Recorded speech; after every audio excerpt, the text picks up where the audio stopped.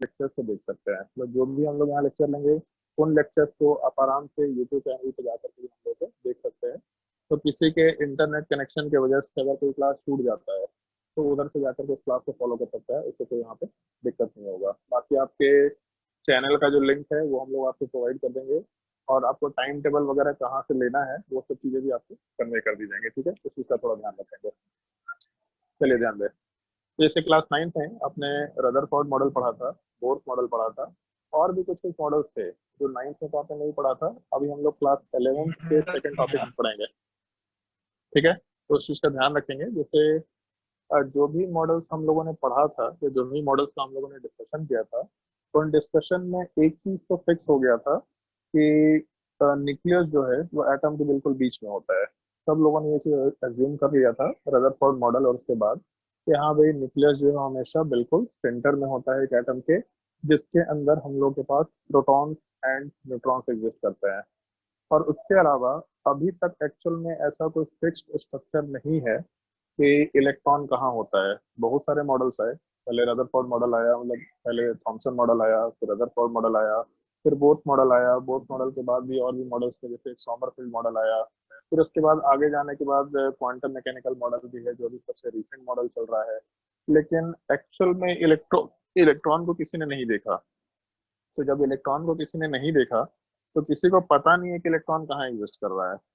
अगर इलेक्ट्रॉन का एग्जिस्टेंस किसी को नहीं मालूम तो बस हम लोग एक मॉडल प्रपोज कर सकते हैं कि जैसे शायद ऐसा होता होगा। जैसे मान लो कि कोरोना वायरस है, तो कोरोना वायरस का वैक्सीन क्या है किसी को नहीं पता, बट पॉसिबिलिटीज चल रही है, एक्सपेरिमेंट्स चल रहे हैं कि शायद ये अच्छा शायद ये होता होगा, शायद ये होता होगा, शायद ये होता होगा।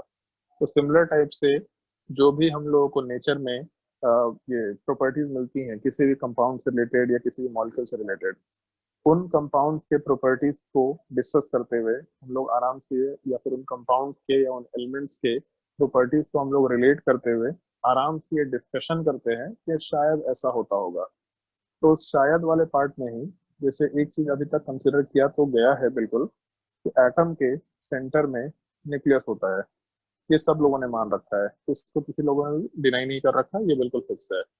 उसके अलावा जो न्यूक्लियस होगा तो उस न्यूक्लियस के अंदर प्रोटॉन्स एग्जिस्ट करते हैं, साथ ही साथ न्यूट्रॉन्स एग्जिस्ट करते हैं। मतलब प्रोटॉन्स एंड न्यूट्रॉन्स दोनों के दोनों न्यूक्लियस के अंदर एग्जिस्ट करते हैं। ये भी सब लोगों ने कंसिडर कर रखा है, इसमें कहीं पे कोई प्रॉब्लम नहीं है। इसके अलावा हम लोग बस एक एजम्पशन लेके चल रहे हैं कि हम लोग के जो इलेक्ट्रॉन्स है वो बाहर एग्जिस्ट कर रहे हैं, मतलब न्यूक्लियस के सराउंडिंग में है। कहाँ पे है एग्जैक्टली उस चीज का हम लोग डिस्कशन नहीं कर रहे हैं। बस न्यूक्लियस के सराउंडिंग में इलेक्ट्रॉन्स एग्जिस्ट कर रहे हैं, हम लोग ऐसा कंसिडर करते हुए काम करते हैं। तो अगर मान लो कि हम लोग प्रोटॉन्स और न्यूट्रॉन्स वाले पार्ट को न्यूक्लियस के अंदर रखें, तो जो चीजें न्यूक्लियस के अंदर हैं उस चीज को हम लोग आराम से कंबाइंड फॉर्म में न्यूक्लियॉन्स बोल सकते हैं। मतलब ये अपने बोलने का तरीका हो सकता है कि जो चीजें न्यूक्लियस के अंदर है that is called as nucleons. जो बिहार के अंदर आता है उसको बिहारी बोल देते हैं, जो झारखंड के अंदर आता है उसको झारखंडी बोलते हैं। तो एग्जैक्टली सिमिलर टाइप से जो न्यूक्लियस के अंदर है उस चीज को हम लोग न्यूक्लियॉन्स बोल सकते हैं। तो जैसे ये न्यूक्लियॉन्स क्या है ये तो हम लोग को समझ में आ गया, और बेसिक एटॉमिक मॉडल हम लोग को पहले से मालूम था। बट इन सब चीजों से एसोसिएटेड हम लोग कुछ टर्म्स की बात करते हैं, जो टर्म्स आपको पहले से भी आता होगा। मेरे हिसाब से मैं अज्यूम करके चल रहा कि आपको पहले से आता होगा, बट अगर नहीं भी आता है तो भी आप इस चीज को सीखेंगे, इसमें कोई दिक्कत नहीं होना चाहिए आपको। तो पहले ये जो डायग्राम मैंने स्क्रीन पे बनाया है, इस डायग्राम को अपने कॉपी में नोट कर ले ताकि हम लोग अगले टॉपिक पे मूव कर सकते हैं। नोट कर ले इस चीज को।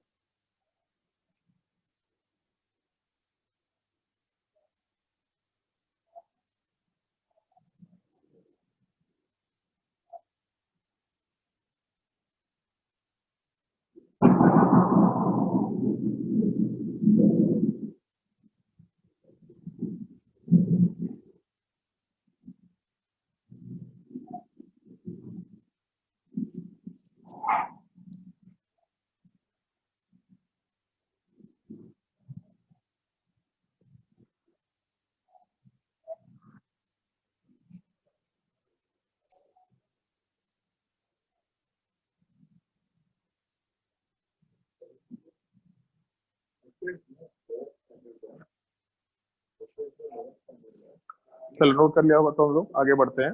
जैसे एक टर्म मैंने लिखा है नीचे मेंशन किया है, एटॉमिक नंबर। और उस एटॉमिक नंबर वाले पार्ट को हम लोग z से भी रिप्रेजेंट करते हैं, स्मॉल z से। तो जैसे मुझे स्क्रीन पे जो लोग दिखाई दे रहे हैं, मैं आप में से ही किसी से डाउट पूछूंगा। नितेश, आवाज आ रही है आपको? नीतीश? यस। हाँ भाई बताओ, एटॉमिक नंबर क्या होता है? Atomic number of protons and neutrons present in an atom. Number of protons and neutrons? नहीं, electrons. Number of proton and electron या और इलेक्ट्रॉन? और इलेक्ट्रॉन्स। और या इलेक्ट्रॉन भी नहीं? इलेक्ट्रॉन दोनों। अच्छा, जैसे मान लो ये ऑक्सीजन है, तो इसमें कितने इलेक्ट्रॉन्स हैं? ऑक्सीजन। हाँ, ये नीचे लिखा ना मैंने, आपको दिख रहा होगा स्क्रीन पे, O2 माइनस। यस। इसमें कितने इलेक्ट्रॉन्स हैं? 10। कितने? 10 इलेक्ट्रॉन्स। तो ऑक्सीजन का एटॉमिक नंबर 10 होता है क्या? नहीं, 8। तो आपने तो बोला इलेक्ट्रॉन्स भी, बट इलेक्ट्रॉन्स तो 10 है। अब अंजलि, Yes, sir. क्या होता है atomic number? The sum of number of electrons and protons. The sum of number of electrons and protons, पक्का? Yes, sir. अभी तो इसने बोल दिया था, नीतीश ने बोला कि इसका एटॉमिक नंबर 8 है। फैक्ट उसने सही बोला, एटॉमिक नंबर 8 है। तो सम Yes, of sir. Proton plus neutron, जैसे अगर ऑक्सीजन लेके चले तो ऑक्सीजन में प्रोटॉन 8 है और इलेक्ट्रॉन 10 है, तो इन दोनों का No, सम sir. तो Actually, basically the number of either electrons or protons. Either electrons और प्रोटॉन्स, पक्का? The number of you are confusing me. कोई बात नहीं। नहीं, एक्चुअल में कंफ्यूजन नहीं है, ये चीज आपको क्लियर होनी चाहिए, इसलिए मैंने आपसे डिस्कशन किया। ठीक है, कोई दिक्कत नहीं, उस चीज पे आएंगे हम लोग। आदित्य बता भाई, what is atomic number? Aditya Parmar, आवाज आ रही है? The number of protons. It is the number. Yeah. It is the number हाँ हाँ, of protons in the nucleus. Okay. Number of electron नहीं? No. How can we take electron? We can take electrons, that's not a problem I guess. But in sharing of electron, electrons can be taken for the definition, but with a condition I guess. Electrons को हम लोग ले सकते हैं, लेकिन एक condition के साथ। ठीक है, बेसिक डेफिनेशन सब लोगों ने ठीक ठीक बोला, नंबर ऑफ प्रोटॉन्स और नंबर ऑफ इलेक्ट्रॉन्स भी होता है, गलत नहीं है, बट एक कंडीशन के साथ। जैसे मैं आपको कंडीशन लिखूंगा तो शायद आपको क्लियर हो जाएगा। ठीक है, और इस सब चीजों में कंफ्यूजन नहीं है, आपको एक बार चीजें क्लियर होनी चाहिए, मतलब क्लियर होनी चाहिए। ठीक है, नोट करना शुरू करें। Atomic number, it is equal to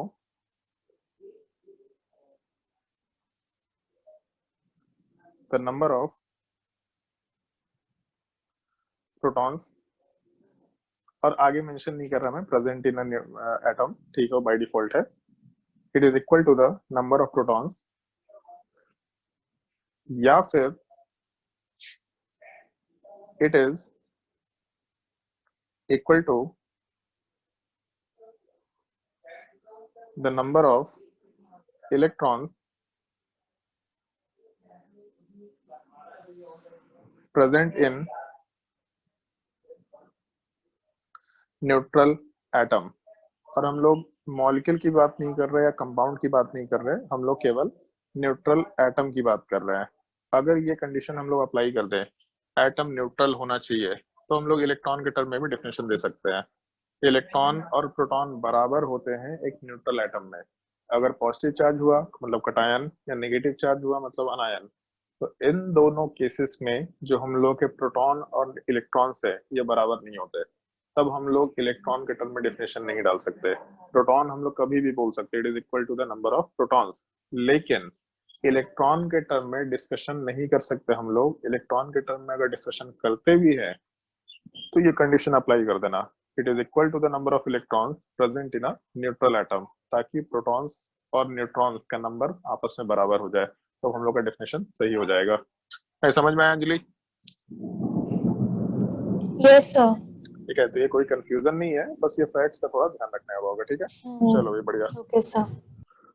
अगर नोट कर लिया तो हम लोग थोड़ा आगे बढ़ते हैं। एक और सवाल मैं भी आपसे पूछूंगा। जैसे जो हम लोग को दूसरा टर्म डिस्कस करना है, उस चीज को हम लोग मास नंबर बोलते हैं, और मास नंबर वाले पार्ट को हम लोग ए से रिप्रेजेंट करते हैं। इस चीज का ध्यान रखना, एटॉमिक नंबर को ए से रिप्रेजेंट नहीं करते, that is represented by Z, लेकिन हेलो मास चेक। नंबर को हम लोग। हेलो हाँ चेक। हाँ भाई अभिषेक, आवाज आ रही है, चेक करने की जरूरत नहीं है। सर हाँ सर, मुझे पूछना था सर, फिर से एटॉमिक मास बताइए ना। एटॉमिक मास तो हम फिर से नहीं बता रहे यार, टाइम हो गया वैसे क्लास का। हाँ। ठीक है, आप सुन लें, अभी मास नंबर हम लोग डिस्कस कर रहे हैं, आप सुने इस चीज को। ठीक है, और अगली बार से क्लास टाइम पे आया करें। ये जो लेक्चर है वो रिकॉर्ड भी हो रहा है, आप उसको देख लेंगे तो आपको समझ में आ जाएंगी चीजें। ठीक है, बहुत मुश्किल चीज नहीं है वो। ठीक है, चलो अभी मास नंबर वाले पार्ट पे आते हैं। मास नंबर को हम लोग ए से रिप्रेजेंट करते हैं, और हम जिससे सवाल पूछेंगे वही बताएगा। Prince, Yes, sir. बताओ भाई क्या होता है mass number? So it is the number of proton plus neutron. It is the number of proton plus neutron.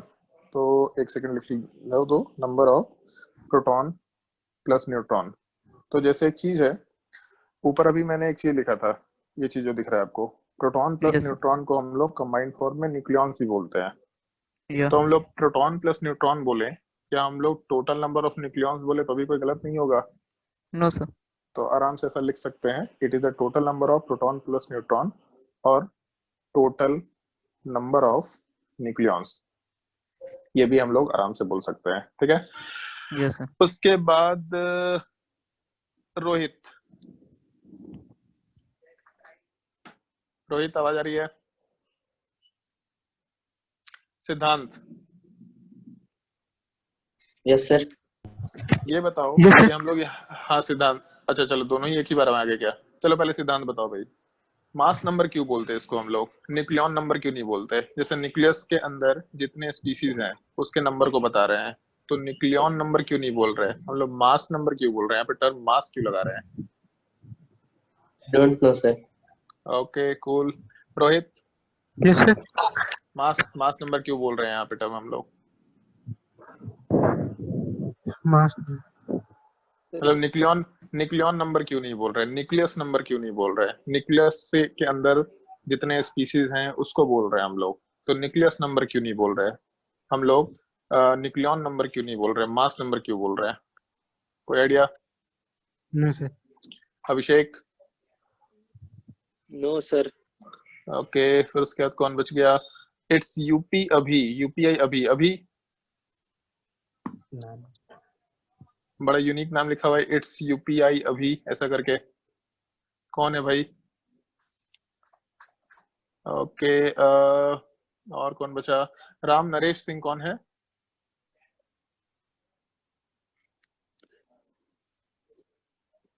एक तो अपना नाम अपने नाम से लिखा करो यार, ऐसे कंफ्यूजन होता है, किसी को बुला भी नहीं सकते, मतलब अपने नाम पे जाए कोई और नाम यूज कर रहे हैं, तो जब बुला रहे हैं तो तुमको समझ भी नहीं आ रहा कि तुमको बुला रहे हैं बड़ा कंफ्यूजिंग चीज है। हाँ भाई, किसी को मालूम है जवाब, किसी को भी, कि मास नंबर हम लोग कीवर्ड यूज करते हैं? कोई बताना चाहेगा? अभिषेक को मालूम है, बताओ भी अभिषेक। सर क्योंकि यही इसका मास बताता है, यही उसका मास बताता है, ठीक है बोल सकते हैं अप्रोक्सीमेटली, क्योंकि अभी इलेक्ट्रॉन मास नेग्लिजिबल है तो इसीलिए। ओके हाँ एग्जैक्टली उस चीज पे आएंगे। ठीक है अंजलि, जवाब मिल गया, तो हम लोग डिस्कशन शुरू करते हैं। जैसे जब हम लोग एक एटम के मास को कैलकुलेट करते हैं, तो उसके मास के कैलकुलेशन के टाइम पे जो प्रोटॉन और न्यूट्रॉन का मास है वो सिग्निफिकेंटली एग्जिस्ट करता है, जबकि इलेक्ट्रॉन का मास ऑलमोस्ट नेग्लिजिबल होता है। तो वो जो इलेक्ट्रॉन का मास नेग्लिजिबल है, उस पार्ट को हम लोग कैलकुलेशन में यूज नहीं करते, तो इसीलिए हम लोगों को केवल प्रोटॉन एंड न्यूट्रॉन के नंबर से मतलब होता है। इस नंबर को अगर हम लोग मालूम कर लें तो हम लोग डायरेक्टली मास कैलकुलेट कर पाएंगे। कैसे कैलकुलेट कर पाएंगे, उस कैलकुलेशन का एक छोटा सा पार्ट अभी हम लोग डिस्कस करेंगे। जैसे मैं आपको छोटा छोटा कुछ कैलकुलेशन दे रहा हूँ, उस कैलकुलेशन को करने की कोशिश करें, आपको चीजें समझ में आएंगी। जैसे ये एग्जाम्पल मैं हर एक बैचेज में ही देता हूँ आराम से। मान लो कि एक बॉक्स है, उस बॉक्स के अंदर हम लोग के पास 3 डिफरेंट बॉल्स हैं, ठीक है। रेड बॉल दे रखा मैंने, ग्रीन बॉल दे रखा, ब्लू बॉल दे रखा, ठीक है। एक काम करता हूँ, कलर भी यूज कर लेते हैं। रेड बॉल दे रखा, फिर उसके अलावा ग्रीन बॉल को ग्रीन से मेंशन कर देते हैं और ब्लू बॉल वाले पार्ट को ब्लू से मेंशन कर देते हैं, ठीक है। और जैसे मान लो कि हम लोग सब्जी मार्केट जाते हैं, तो होता नहीं सब्जी मार्केट में कि पॉलीथीन के अंदर इतना सब्जी है, तो वही पॉलीथीन का मास होता है। ये पॉलीथीन का खुद का मास ऑलमोस्ट नेग्लिजिबल होता है। तो हम लोग को जब भी पॉलीथीन के मास की बात करनी है, इसका मतलब हम लोग बेसिकली पॉलीथीन के अंदर जो भी सब्सटेंस रखेंगे उसी के मास को हम लोग मेजर कर रहे हैं। 1 किलो सब्जी अगर पॉलीथीन में है तो पॉलीथीन का मास हम लोग 1 kg बोल सकते हैं। तो सिमिलर टाइप से अगर हम ऐसा कंसिडर करें, ये जो बॉक्स है, ये बॉक्स का खुद का कोई मास नहीं है, मतलब बॉक्स वाला पार्ट मासलेस है। तो इस मासलेस बॉक्स के अंदर जो भी बॉल्स होंगे, उन बॉल्स के मासेस से ही हम लोग पूरे बॉक्स का मास निकाल पाएंगे। तो तुम लोगों को मैं कुछ वैल्यू दे रहा हूँ। जो मेरे पास रेड बॉल है, उसका मास मान लो कि हम 10 kg लेके चलते हैं। दूसरा जो ग्रीन बॉल है, इसके मास वाले पार्ट को 5 नियम और सिंपल कैलकुलेशन रखना चाहते हैं, 1 kg, ठीक है। और जो ब्लू वाला पार्ट है, इसको भी हम 10 kg के बराबर रख रहे हैं। देखो मेरे मन पे उस चीजों को एक्चुअली में मैं एटम से रिलेट करूंगा, तो अभी के लिए ये मास का 3 वैल्यू दे रखा आपको, ठीक है। अब मैं आपके सामने बस एक छोटा सा कैलकुलेशन कर रहा हूँ, या फिर आपको खुद से कैलकुलेशन करना है कि मान लो अगर हम लोगों को उस बॉक्स का मास निकालना है जो ऊपर दे रखा, तो पहले केस में अगर रेड बॉल वाला पार्ट 10 है, ग्रीन बॉल वाला पार्ट 10 है और ब्लू बॉल वाला पार्ट भी 10 है, तो इस केस में हम लोगों का बॉक्स का मास कितना होगा कैलकुलेट करके देखो। और सेम टाइप से दूसरे केस में बॉक्स का मास कितना होगा ये कैलकुलेट करके देखो। 210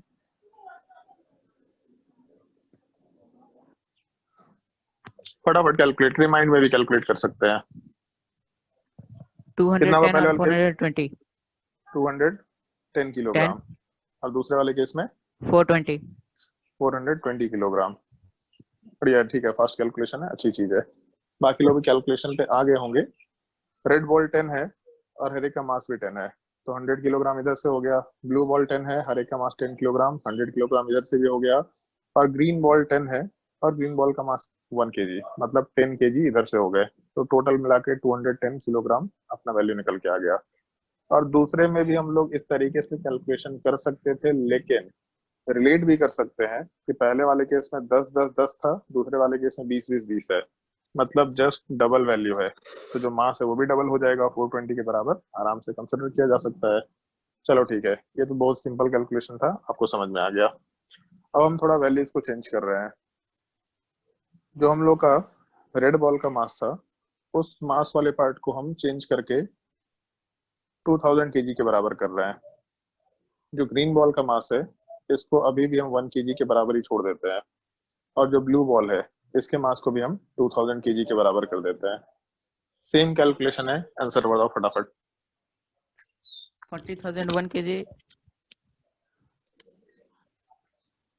इतना फास्ट 40,000 कैलकुलेशन, इतना फास्ट कैलकुलेशन तो कोई नहीं कर सकता। ये पहले से लेक्चर देख रखा है क्या ऑनलाइन?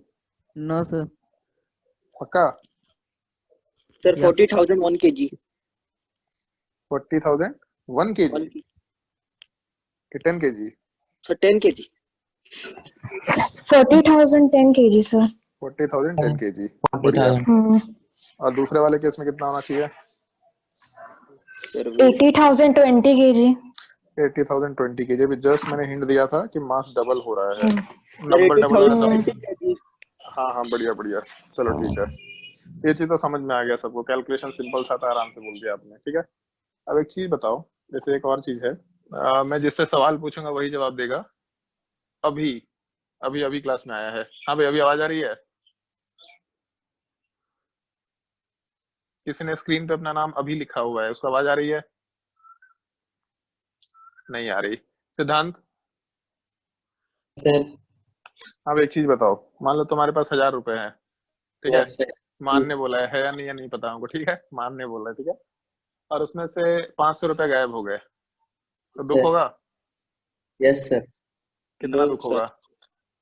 500 रुपए जितना अच्छा, 500 रुपए जितना दुख होगा, ठीक है। चलो मान लो 100 रुपए गायब हो गए, तो तो उतना उससे कम दुख होगा सर। उससे कम दुख होगा, बहुत बढ़िया। मान लो 1 रुपया गायब हो गया, तो दुख नहीं होगा सर। क्यों नहीं होगा? 1 रुपए का वैल्यू नहीं है क्या? है सर, तो फिर दुख क्यों नहीं होगा? कम होगा सर, नेग्लिजिबल। नेग्लिजिबल क्योंकि जो 1000 रुपए थे उसके रिस्पेक्ट में एक ही वैल्यू नहीं है ना? यस यस ठीक है, सर। चलो भाई, इसकी बात मानते हुए चल रहे हैं। हमको नहीं मालूम कि दुख हुआ इसको नहीं कि नहीं, दुख हुआ कि नहीं हुआ, या हो सकता है इसके पास पैसा नहीं था बट फिर भी वर्चुअल मनी में भी इसको दुख हो रहा हो कि अरे यार 1000 में से 10 रुपए गायब हो गए, 100 रुपए गायब हो गए। चलो ध्यान दो, जैसे हम लोग अगर इसी एक्सपीरियंस को कि 1000 में से 1 रुपए गायब हुआ, तो एक्चुअल में तो हम लोग 999 लिख सकते हैं, लेकिन अगर इसी एक्सपीरियंस को हम लोग कंसिडर करें कि 1000 में 1 रुपए गायब हुआ था, तो दुख नहीं होगा क्योंकि नेग्लिजिबल था 1 रुपया। तो 999 लिखो, या इसको अप्रोक्सीमेटली हम लोग अगर 1000 मान ले, तो भी कोई कंसिडर नहीं करेगा, अरे ठीक है यार 1000 में से एक ही तो था, चलो हटाओ 1000 सीधा बोल दो। बोलना अपने लिए आसान है।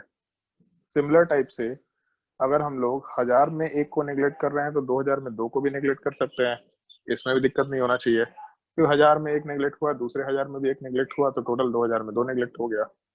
तो इस तरीके का जब हम लोग नेग्लेक्ट करने वाला पार्ट ऊपर कंसिडर करें, जो ऊपर वैल्यू मैंने कैलकुलेट किया है उसको हम ब्लू कलर से हाईलाइट भी कर रहे हैं, 40,010।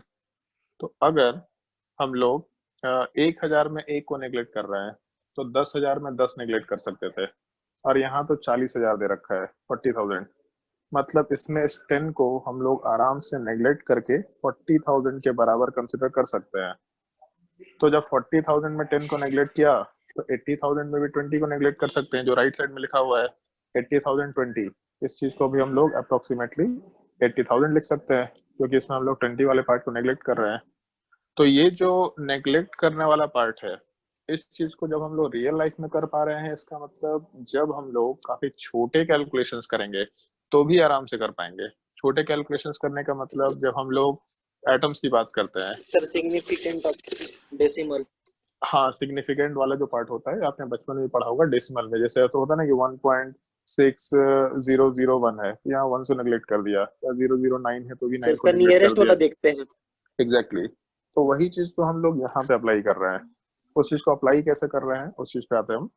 जैसे मान लो कि हम लोग इस कैलकुलेशन में एक चीज कर रहे थे कि हम लोग का जो 10 वाला पार्ट है इस कैलकुलेशन में, एक सेकंड रुक जाओ, हाँ, हम लोग के कैलकुलेशन वाले पार्ट में ये जो 10 का पार्ट है सबसे लास्ट में, इस 10 वाले पार्ट को हम लोग नेग्लेक्ट कर रहे हैं। तो अगर इस 10 को नेग्लेक्ट कर रहे हैं, इसका बेसिक मतलब ये है कि ये जो ग्रीन बॉल की तरफ से मास आया था, हम लोग इस चीज को नेग्लेक्ट कर रहे हैं।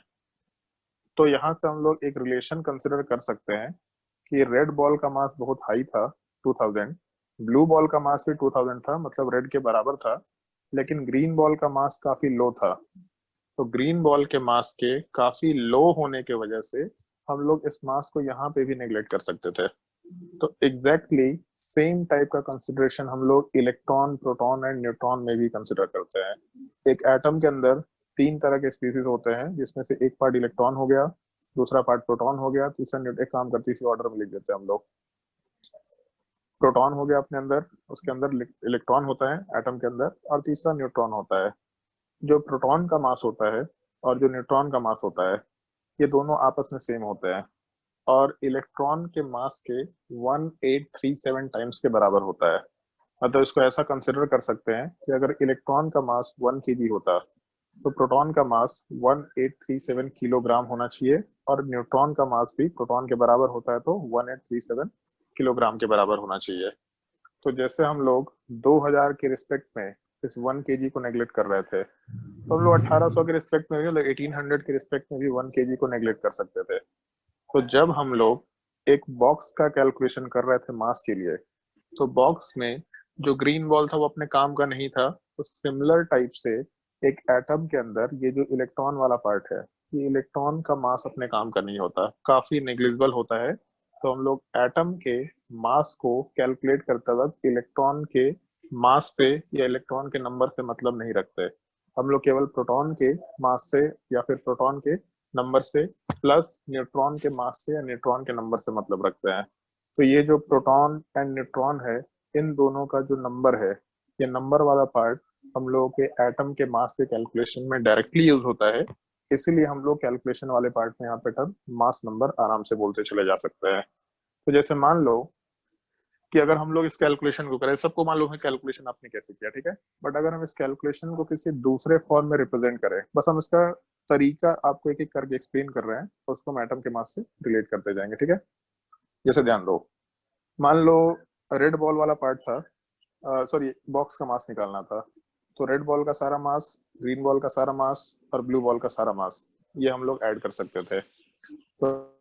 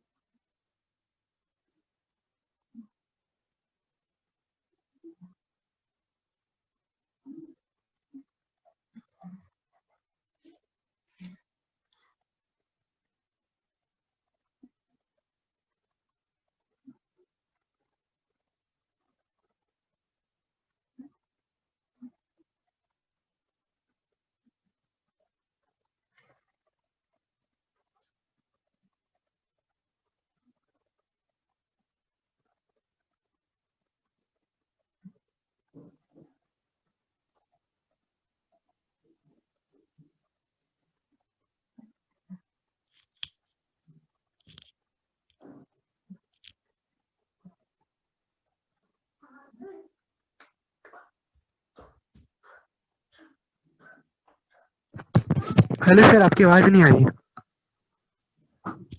सर आवाज नहीं आ रही, आवाज नहीं आ रही। Hello sir.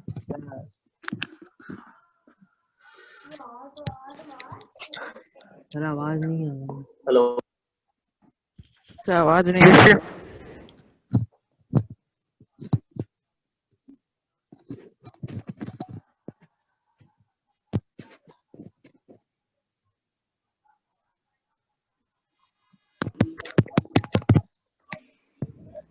सर आवाज नहीं आ रही।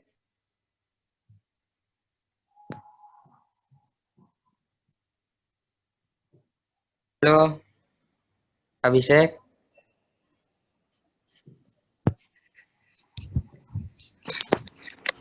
हेलो। हाँ अभिषेक। Hello hello. हाँ भाई, आवाज आ रही है? हाँ सर हाँ आ रही है। सर। हाँ आ हाँ, रही थोड़ा है। थोड़ा नेट डिस्कनेक्ट हो गया था, वो मैंने बोला था कि इधर बारिश वारिश हो रही है, इस वजह से थोड़ा प्रॉब्लम हो रहा है। बस सर 2 मिनट इधर वेट। भी हो रही है। ठीक है हाँ सर। यार, मतलब हो सकता है कि नेट का थोड़ा प्रॉब्लम हो, हाँ बस 2 सर। मिनट वेट कर लें। Okay sir.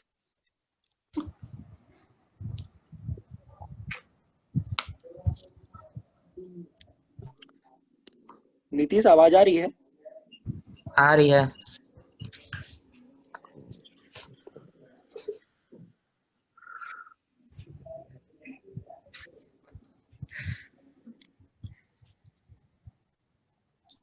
ये भी हैंग ही कर गया तो।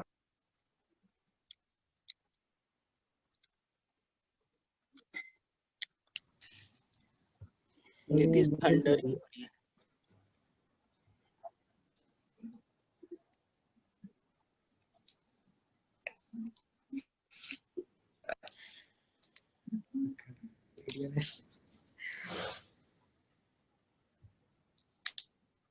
हाँ हेलो, आवाज आ रही है सबको?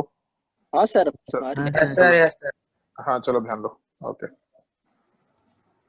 बस 1 मिनट रुक जाओ। हाँ ठीक है, चलो ओके। हाँ, दिख रहा है स्क्रीन सबको मेरा?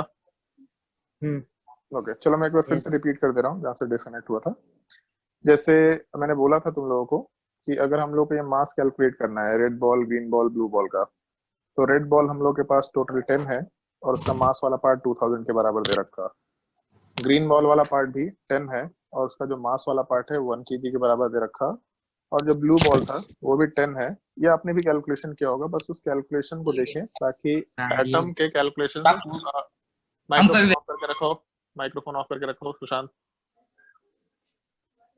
हाँ, तो इस केस में जैसे एक चीज देखो, अभी तो हम लोगों ने कैलकुलेशन में बोल दिया था कि ये जो ग्रीन बॉल है ये अपने काम का नहीं है, इसको हम लोग नेग्लेक्ट करके आराम से चल सकते हैं, तो उस चीज को तो हटा दिया, पहला चीज। दूसरा, अगर हम लोग बाकी बचे हुए पार्ट को कैलकुलेट करें, ये 10 इंटू 2000, ये 10 इंटू 2000, तो यहाँ काम कर सकते हैं, इसको अलग से लिख दिया मैंने, 10 इंटू 2000 प्लस 10 इंटू 2000। तो यहाँ से एक काम कर सकते हैं हम लोग, जो मास 2000 है इसको हम कॉमन करके हटा देते हैं। ये 10 एक मतलब मैंने एग्जांपल दिया था 10 10, तो इसलिए चलो ठीक है वो भी कॉमन है, बट मैं अगर उसके जगह पे मान लो ऐसा कर देता, कैलकुलेशन वाले पार्ट में 10 के जगह पे मैं ब्लू बॉल को 12 कर देता, तो मेरे कैलकुलेशन में भी यहाँ पे 12 आ जाता। तो हम इसलिए केवल मास वाले पार्ट को कॉमन लेके चल रहे हैं, तो मास को 2000 कॉमन लिया, बाकी बचा 10 प्लस 10 या फिर 10 प्लस 12, ठीक है। तो जैसे इसमें एक चीज देखो, जो ये 2000 वाला पार्ट है ये तो हम लोगों ने अलग हटाया था, बाकी बचा था अपने पास 10 प्लस 10।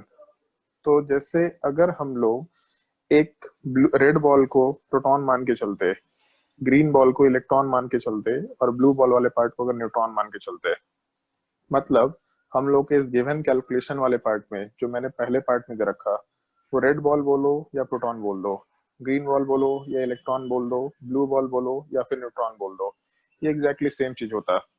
तो अगर हम लोग एक एटम का मास कैलकुलेट करते, तो जिस तरीके से बॉक्स का मास कैलकुलेट किया, तो रेड बॉल की जगह प्रोटॉन, ग्रीन बॉल की जगह इलेक्ट्रॉन, ब्लू बॉल की जगह न्यूट्रॉन होता, और एग्जैक्टली सेम टाइप से मास निकल के आता। तो एक चीज देख के हम लोग बोल सकते हैं कि मास कैलकुलेट करते वक्त जो हम लोग का मास नंबर या फिर जो मास है 2000 वो तो बाहर हो गया, अंदर हम लोग के पास 10 प्लस 10 मतलब प्रोटॉन का नंबर प्लस न्यूट्रॉन वाले पार्ट का नंबर आ रहा है। और अभी जस्ट तुम लोगों ने ऊपर बताया था प्रोटॉन प्लस न्यूट्रॉन के नंबर को हम लोग मास नंबर बोलते हैं। तो होता क्या है एक्चुअल में कि जो ये प्रोटॉन प्लस न्यूट्रॉन है, बार बार ये कैलकुलेशन करना ना पड़े, मतलब एटम है, एटम में बार बार प्रोटॉन आएगा, बार बार इलेक्ट्रॉन आएगा, बार बार न्यूट्रॉन आएगा, बार बार ये कैलकुलेशन करना ना पड़े। बार मिस्टेक हो सकता है ना? नहीं, मिस्टेक की भी बात है, बट बार बार एक ही चीज क्यों करें, अगर हम लोग उसका इनडायरेक्ट तरीका मतलब कोई दूसरा डायरेक्ट तरीका निकाल ले तो अगर बार बार ये कैलकुलेशन करना है तो उस कैलकुलेशन को थोड़ा फास्ट करने के लिए ये प्रोटॉन प्लस न्यूट्रॉन के नंबर को अलग से ही मेंशन कर दिया जाता है। मतलब सर, अगर हम लोग मास ही को कॉमन लेंगे क्या? सर, मास को ही कॉमन लेंगे सिर्फ? नहीं, मैंने आपको एक कैलकुलेशन दिखाया कि हम लोग ऐसा कर क्यों रहे हैं। आप नंबर को भी कॉमन ले सकते हो, तो उसमें कोई तकलीफ नहीं है, बट हम लोगों को एटम के मास पे मास नंबर से क्या रिलेशन है ये चीज डिफाइन करना है, तो इसीलिए मैंने मास वाले पार्ट को कॉमन लिया। तो यहाँ पे प्रोटॉन प्लस न्यूट्रॉन बार बार कॉमन आता, तो हम लोग सीधा इस मास नंबर वाले पार्ट को अलग हटा लिए। तो हम लोग ऐसा लिख सकते थे कि हाँ भाई 2000 मास है, और मास नंबर वाला पार्ट जितना आएगा मतलब प्रोटॉन प्लस न्यूट्रॉन जितना आएगा, हम लोग सीधा इससे मल्टीप्लाई करके काम कर सकते हैं। तो मेरा जो ये स्टेप है बीच का, ये पूरा स्टेप खत्म हो जाएगा, मेरा कैलकुलेशन थोड़ा फास्ट होगा। जैसे मान लो सेकंड वाला केस था, अगर इस सेकंड वाले केस का मास कैलकुलेट करना होता, तो हम लोग सीधा बॉल के मास को प्रोटॉन न्यूट्रॉन के मास से रिलेट करते 2000, उसके बाद जो रेड बॉल का मास नंबर है और जो ब्लू बॉल का नंबर है, मतलब जो प्रोटॉन का नंबर है और जो न्यूट्रॉन का नंबर है, सीधा दोनों को ऐड करके 40 लिख देते, तो मेरा मास यहाँ से 80,000 आराम से निकल के आ जाता। मतलब मुझे ये सारे स्टेप्स नहीं करने पड़ते जो मैंने बॉक्स में क्लोज कर रखा है। तो बार बार ये चीजें आती हैं, बार बार मास में ये नंबर आएगा ही आएगा, तो इसीलिए एटम के मास को कैलकुलेट करने के लिए ये मास नंबर टर्म डिफाइन कर दिया जाता है कि बार बार ये चीज आना है तो कितना हम लोग इसी बेसिक कैलकुलेशन में टाइम खराब करेंगे, सीधा इसको मास नंबर बोलो, और मास नंबर वाले पार्ट को मतलब न्यूट्रॉन प्लस प्रोटॉन के नंबर वाले पार्ट को एक एटम के मास के कैलकुलेशन से डायरेक्टली रिलेट कर दो, अपना काम थोड़ा आसान हो जाएगा। कैसे रिलेट कर सकते हैं उस चीज पर हम लोग आते हैं। जैसे मैं आपको नीचे वैल्यू दे रहा हूँ, और ये आपको वैल्यू थोड़े याद भी रखना है। प्रोटॉन का मास न्यूट्रॉन का मास बराबर होता है, ये तो मैंने ऊपर भी डिस्कस किया, और इसका वैल्यू होता है 1.66 इंटू 10⁻⁻24 ग्राम के बराबर। किलोग्राम में 1000 से डिवाइड कर लो तो 10⁻27 हो जाएगा। तो एक तो ये पार्ट है, ये वैल्यू आपको याद रखना है। इनफैक्ट नेक्स्ट क्लास में ये जो 1.66 वाला पार्ट है, ये वैल्यू हम लोग वापस से भी डिस्कस करेंगे, आपको मालूम पड़ेगा कि इस वैल्यू को हम लोग किसी और नाम से भी जानते हैं। अभी के लिए मास ऑफ न्यूट्रॉन या मास ऑफ प्रोटॉन 1.66 इंटू 10⁻⁻24 ग्राम है, पहला चीज। दूसरा, जो मास ऑफ इलेक्ट्रॉन है इसका वैल्यू 9.31 इंटू 10⁻⁻28 ग्राम के बराबर होता है। ये वैल्यू अभी हम लोगों को पहले टॉपिक में तो काम का नहीं है, बट चैप्टर नंबर 2 में काफी फ्रिक्वेंटली काम आएगा, तो वहां पे वैल्यू अपने आप याद भी हो जाएगा। बट ये दोनों वैल्यू नोट करके रखे, ये दोनों वैल्यू हम लोग को थोड़ा ध्यान में रखना होगा ताकि कैलकुलेशन हम लोग थोड़ा फास्टली कर पाए। ये दोनों वैल्यूज नोट कर लें और इन दोनों का रिलेशन भी नोट कर लेंगे। नोट कर लिए values? Sir wait. Yes sir. Sir property भी बताइएगा। क्या सर गैस लॉ ये सब का। हाँ भाई, तो क्यों नहीं बताएंगे, ओके सर। जो तुम्हारे टॉपिक्स हो तो डिस्कस करेंगे ना हम लोग सारा। प्रॉपर्टी नहीं बताएंगे तो फिर आखिर मतलब क्या पढ़ाई क्या करेंगे 11th क्लास में? कहानी थोड़ी नहीं चल रहा है इधर, हम लोग कहानी नहीं सुना रहे भाई, हम लोग बिल्कुल प्रॉपरली एक एक करके सारे टॉपिक डिस्कस करेंगे, फिर आपका काम है आपको क्वेश्चन सॉल्व करना है उनके ऊपर बेसिस पे। Okay sir.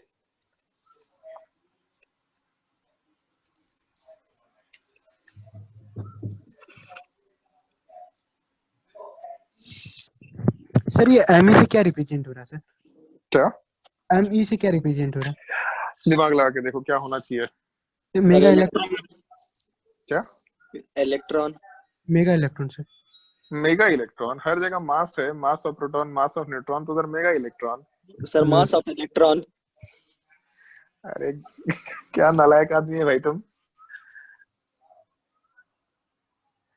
ऊपर में नहीं पूछा एमपी से क्या होता है, एमएन से क्या हो रहा है सर। ME mega electron. सही है भाई। हम लोगों ने इसीलिए इस फॉर्मेट में क्लास रखा ताकि फटाफट डाउट क्लियर हो लोगों का। वो डाउट क्लियर नहीं होगा तो पढ़ाई करने का कोई फायदा नहीं है। लाखों वीडियो लेक्चर अपलोडेड है यूट्यूब पे, लाखों। तुम जो लोग चाहे तो हमेशा वीडियो लेक्चर देख सकते हो उधर से, बट डाउट क्लियर नहीं होगा तो कोई फायदा नहीं है। फिर तो ऐसा नहीं कि आपको फिर कोचिंग की जरूरत ही क्यों है। कोचिंग की जरूरत नहीं है, आपके पास सॉल्व एग्जांपल वाले बहुत बुक्स है, आप उससे पढ़ के सीख सकते हैं। बट डाउट ही क्लियर नहीं होगा तो फिर उसको सीखने का फायदा क्या है, फिर सीख कैसे पाएंगे। उसमें जो छोटे छोटे पॉइंट्स में डिफिकल्टीज हैं वही क्लियर नहीं हो पाएगा। नोट कर लिया सब लोगों ने वैल्यूज? ओके हाँ सर। चलो ध्यान दो। जैसे एक तो इन 3 वैल्यूज का अपने को ध्यान रखना होगा। और बचपन में शायद एक चीज सुना होगा आप लोगों ने कि हम लोग जो सबसे बेसिक यूनिट ऑफ चार्ज होता है उसको नॉर्मली क्यू से रिप्रेजेंट करते हैं, और कहीं कहीं पे उसको ई से भी रिप्रेजेंट किया जाता है। तो क्यू बोलो या ई बोलो कोई दिक्कत नहीं है, और उसका ये वैल्यू सब लोगों ने देख रखा होगा, भले ही याद नहीं होगा। स्टैंडर्ड किसको मानेंगे? कुछ भी बोल दो, कोई दिक्कत नहीं है, कोई दिक्कत नहीं, कहीं पे कुछ भी मान लो, ठीक है। हम लोग ज्यादा स्टैंडर्ड ई वाले पार्ट लिखा करेंगे, लिखने का तरीका होता है, but basic unit of charge अगर ये वर्ड लगा दिया क्यू के साथ तो फिर हम लोग क्यू वाला पार्ट भी मेंशन कर सकते हैं। तो जो सबसे बेसिक यूनिट ऑफ चार्ज है ई वाला पार्ट, इसका वैल्यू ये सब लोगों ने देख रखा होगा, 1.6 into 10 to the power -19 coulomb. सब लोगों ने ये चीज देख रखा होगा, ठीक है। कुछ क्वेश्चंस में हम लोग इस चीजों को यूज करेंगे, जैसे कितना टोटल चार्ज है ये निकालने के लिए हम लोग इस वैल्यू वाले पार्ट को यूज करेंगे, ठीक है। इन वैल्यूज का थोड़ा आपको ध्यान रखना होगा। यहाँ तक के पार्ट में किसी को डिफिकल्टी है तो पूछ सकता है। No sir. किसी को डाउट है? सुशांत तुमने थोड़ा लेट क्लास ज्वाइन किया शायद से। हाँ सर। तो नेक्स्ट टाइम से थोड़ा टाइम पे आया करेंगे। वैसे कितने बजे तक क्लास का टाइम था? 5:30 बजे तक ही है ना? नहीं पता सर। हाँ 5:30 बजे तक आज टाइम है, 4:30 बजे से लेकर के 5:30 बजे तक आज का तो टाइम खैर हो ही रखा है, क्योंकि हम लोगों को बैचेस शुरू करने थे। बहुत सारे लोग का इंक्वायरी आ रहा था, सर क्लास कब से शुरू करें, क्लास कब से शुरू कर रहे हैं। और जब मैसेज मारा है तो बहुत सारे लोग अभी तक क्लास ज्वाइन भी नहीं किया है, उनको शायद मैसेज रीच नहीं किया हुआ या फिर देख करके उनको चीजें समझ नहीं आई होंगी, तो वो देख लेंगे, कोई दिक्कत नहीं है। तो इन 3 चीजों का थोड़ा ध्यान रखेंगे। और आपके लिए आज एक हम होमवर्क भी दे रहे हैं, जैसे एटॉमिक नंबर, मास नंबर तो ठीक है, ये हम लोगों ने डिस्कशन किया, ठीक है। दूसरा मास ऑफ इलेक्ट्रॉन, प्रोटॉन क्या होता है ये भी डिस्कस किया। नेक्स्ट क्लास के लिए आप इसको एज अ होमवर्क समझे, आपकी खुद की रिस्पॉन्सिबिलिटी है, बेसिकली होमवर्क तो नहीं है। एटॉमिक नंबर 1 से लेके 20 तक के जितने एलिमेंट्स हैं, मतलब बेसिकली हाइड्रोजन से लेके कैल्शियम यहाँ तक के। हाँ ठीक है, अगर याद है तो अच्छी बात है, याद होना चाहिए, इसलिए मैंने बोला आपकी रिस्पॉन्सिबिलिटी है। हाइड्रोजन से लेके कैल्शियम तक के जितने भी एलिमेंट्स हैं उन सारे एलिमेंट्स का एटॉमिक नंबर, मतलब नंबर ऑफ प्रोटॉन, उसके अलावा इलेक्ट्रॉन याद रखने की जरूरत नहीं है। और दूसरा मास नंबर वाला पार्ट, मतलब ए वाला पार्ट, ये प्रोटॉन का नंबर या एटॉमिक नंबर और मास नंबर, ये सारे के सारे पार्ट को ध्यान करके रखना। और नेक्स्ट क्लास में अपने कॉपी में इस चीज को नोट भी कर लेंगे, मतलब सारी चीजें नोट डाउन करके रखेंगे इस चीज का थोड़ा ध्यान रखना, ताकि हम लोग, क्योंकि हम लोग बहुत ही फ्रिक्वेंटली 1 से लेकर 20 तक के एलिमेंट्स को डिस्कस करते हैं, बहुत फ्रिक्वेंटली डिस्कस करते हैं। तो ये चीजें अगर आपके ध्यान में होंगी तो काफी अच्छा रहेगा, इसलिए नेक्स्ट क्लास में इस चीज का थोड़ा ध्यान रखना। ये आपके लिए एक होमवर्क है कि इसको आप कॉपी में नोट कर लें, लेकिन